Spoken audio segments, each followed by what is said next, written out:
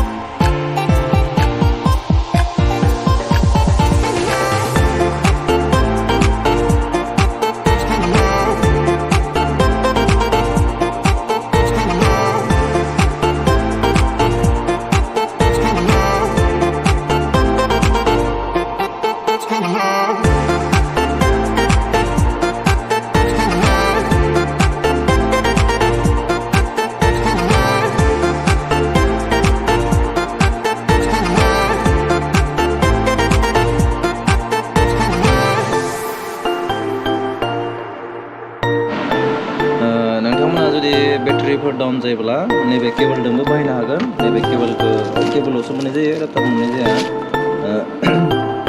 केबलनि क्वालिटिखौ नायनि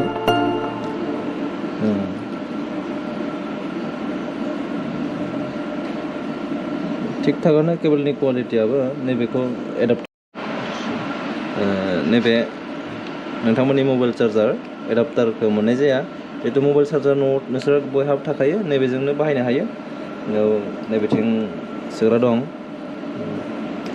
नैबेयाव सोदो, होमबानिया बेटारि गैयाबाबो नोंथांमोना बाहायबाय थानो हासिगोन। दे बिदिब्ला जोङो आरो नैबे मोनसे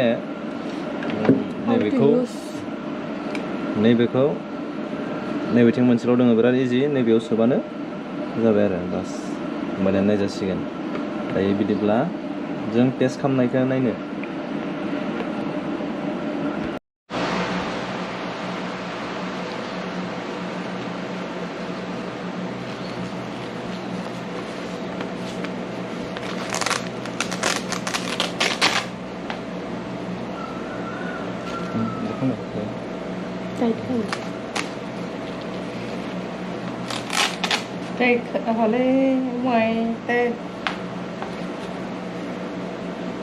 नैबे पाइपआ हरायबो नैबेथिं फैनांगौ आरो नैबेथिं, ओमफ्राय एसे आसि मोनसे ओरै टाइट जानायनि ओरै टाइट होदो आरो खाथियाव। ओमफ्राय नैबे स्टार्ट आरो स्टप बटन नुदों, नैबेयाव ओरै प्रेस खालामना होबानो जाबाय।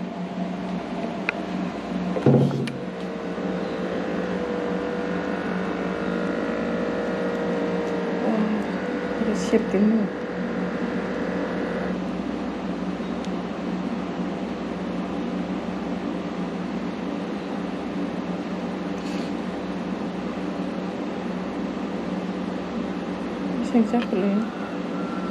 नैबेयाव नुनो हाबाय गोजौनिया 148 गाहायनिया 89 आरो खनसे चेक खालामबावनो नोंथांमोना नुनो हाबाय बेखौ मारै बाहायो आरो